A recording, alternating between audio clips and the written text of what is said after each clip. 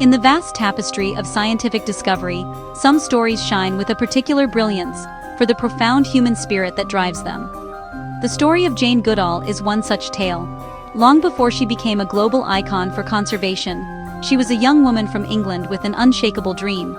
From her earliest days, she was captivated by the natural world, spending hours observing the birds, observing the animals in her garden.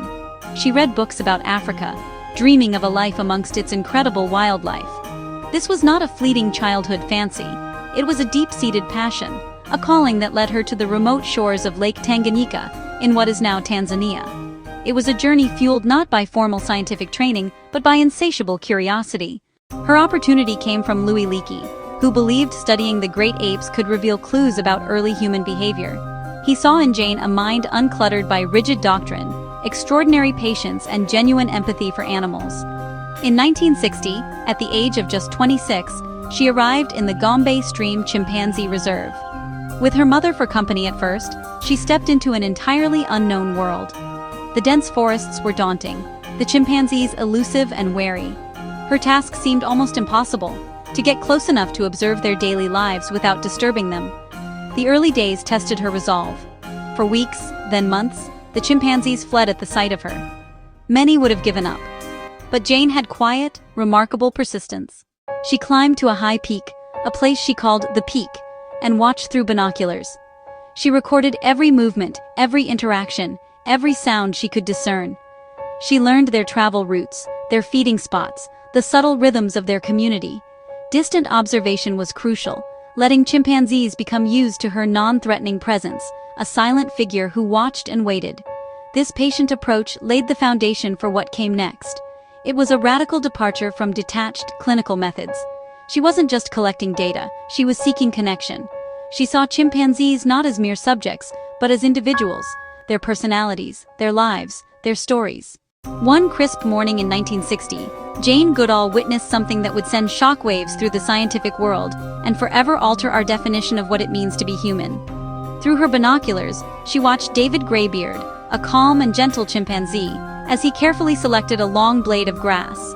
He then deliberately stripped its leaves and pushed the stem into a termite mound. When he pulled it out, it was covered in termites, which he then ate. He was not just using an object he had found. He was modifying it to create a tool for a specific purpose. Until that moment, the prevailing belief was that man the toolmaker defined our species. Her mentor, Louis Leakey, upon receiving her telegram said, "Now we must redefine tool, redefine man, or accept chimpanzees as humans." This discovery was just the beginning. Jane documented stones to crack open nuts, leaves to sponge water, and sticks as weapons in displays of aggression. It was an integral part of their culture, passed down from one generation to the next. Beyond intelligence, she revealed the profound emotional depth and complexity of chimpanzee social lives.